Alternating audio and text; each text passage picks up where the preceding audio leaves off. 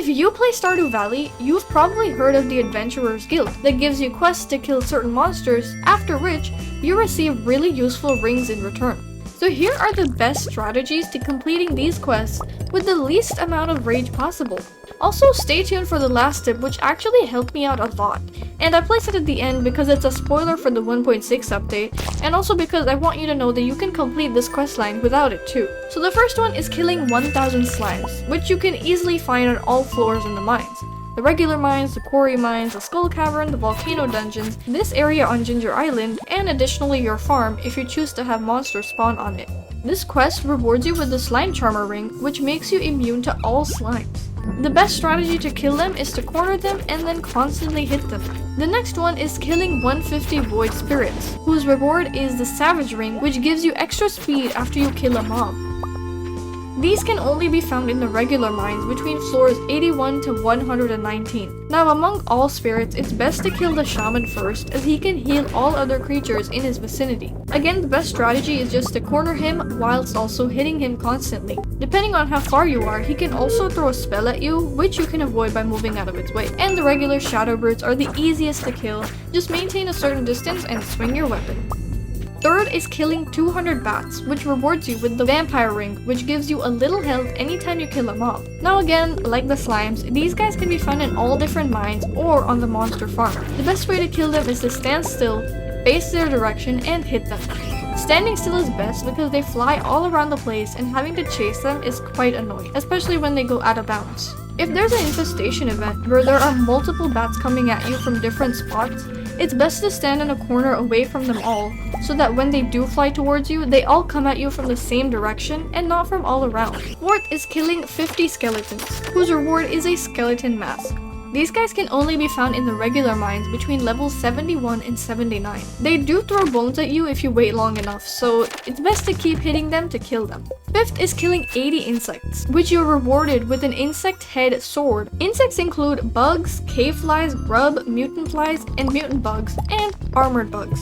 Cave insects are also found in all different types of mines and on any level. The bug is the easiest to kill as they don't target the player and they just stand around, so just don't stand in their path and they won't attack. And of course, hit them. Note that the armored bugs can't be killed unless you have the bug killer enchantment. Cave flies and mutant flies do pathfind you, so similar to the bats, you just want to stand still and swing at them when they're close by. And note that the mutant fly can only be found on prehistoric levels in the skull cavern or in the mutant bug lair.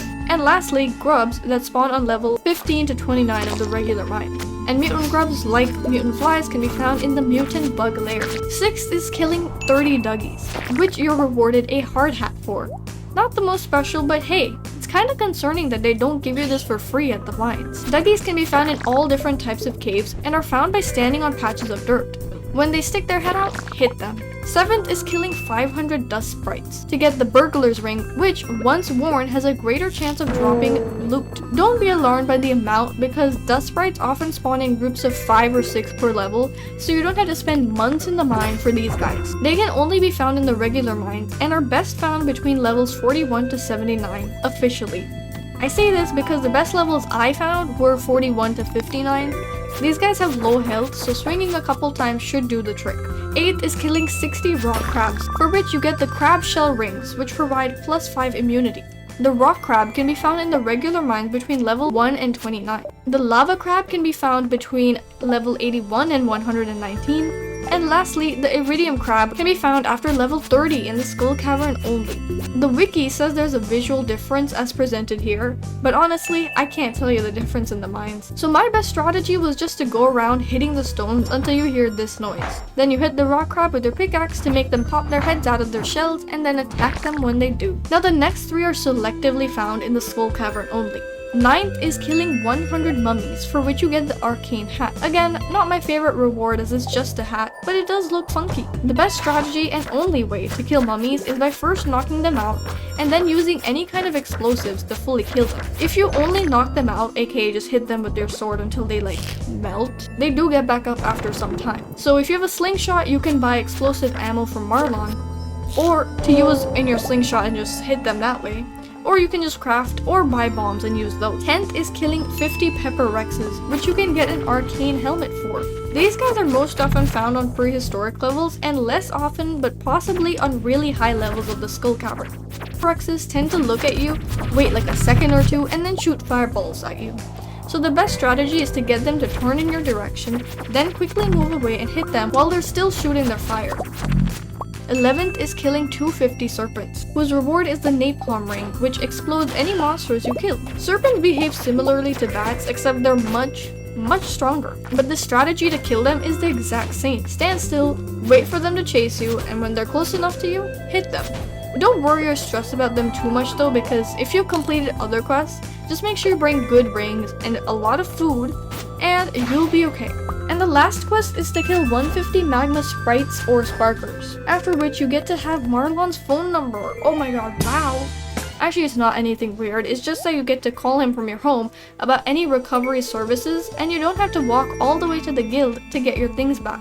These guys are once again similar to the bats, and the best strategy is just to stand still, wait for them to charge at you, and of course, when they're about 2 blocks away, you just start swinging your weapon to hit them.